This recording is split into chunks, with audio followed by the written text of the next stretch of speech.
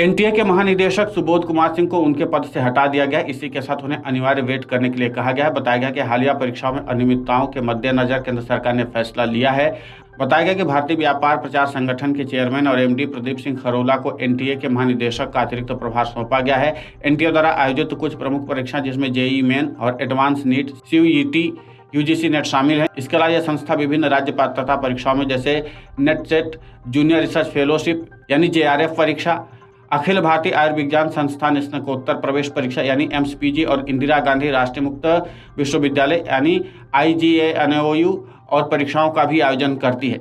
इनके अलावा NTA cement और जीपैट जैसी परीक्षाएं भी आयोजित कराती है। सीमेट देश के प्रबंधन संस्थानों में एडमिशन के लिए और जीपैट फार्मेसी संस्थानों में मास्टर्स प्रोग्राम दाखिले के लिए कराए जाते हैं। एनटीए के पास शिक्षा प्रशासकों, विशेषज्ञों, शोधकर्ताओं और मूल्यांकन डेवलपर्स की एक टीम होती है जिनका मानना है कि वैज्ञानिक रूप से डिजाइन और ठीक से किए गए असेसमेंट भारत के स्कूलों में शिक्षण प्रक्रियाओं को बेहतर बना सकते हैं।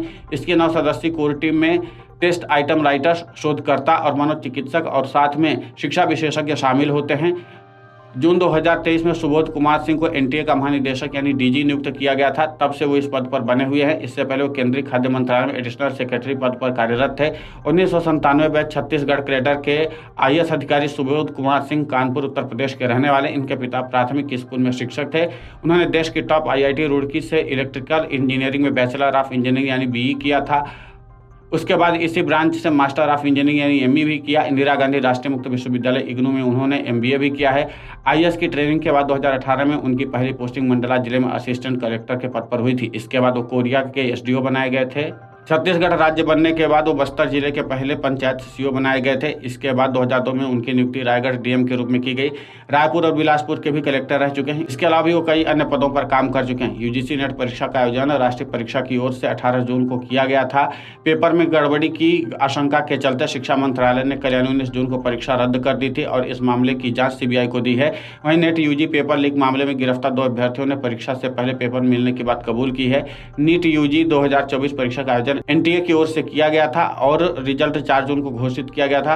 रिजल्ट जारी होने के बाद नीट पर बवाल मचल रहा है। अभ्यर्थी दोबारा से एग्जाम कराने की मांग करें। बता दें कि एक के बाद एक लगातार हुए पेपर लीक की घटनाओं को लेकर एनटीए की पारदर्शिता पर अब सवाल या निशान खड़े होने लगे हैं। इसी कड़ी में सुबोध कुमार सिंह को एनटीए के महानिदेशक के पद से हटा दिया गया है और प्रदीप सिंह खरोला को एनटीए का महानिदेशक नया बनाया गया है। बता दें कि 21 जून को यूजीसी नेट की परीक्षा को भी स्थगित कर दिया गया। इस बाबत धर्मेंद्र प्रधान ने कहा था कि डार्क नेट पर उपलब्ध यूजीसी के प्रश्न पत्र और यूजीसी नेट के प्रश्न पत्र का जवाब मिलान किया गया तो दोनों ही एक समान थे। इस कारण यूजीसी नेट परीक्षा को स्थगित कर दिया गया। उन्होंने कहा कि भारत सरकार आश्वस्त करती कि किसी भी बच्चे के भविष्य के साथ खिलवाड़ नहीं होने दिया जाएगा। सरकार पूरी सख्ती के साथ काम करेगी। वीडियो डेस्क कमरुजाला.com। अगर आप ये वीडियो YouTube पर देख रहे हैं तो हमारे चैनल को सब्सक्राइब करें और बेल आइकन को दबाना ना भूलें। अगर आप Facebook पर ये वीडियो देख रहे हैं तो हमारे पेज को लाइक करें।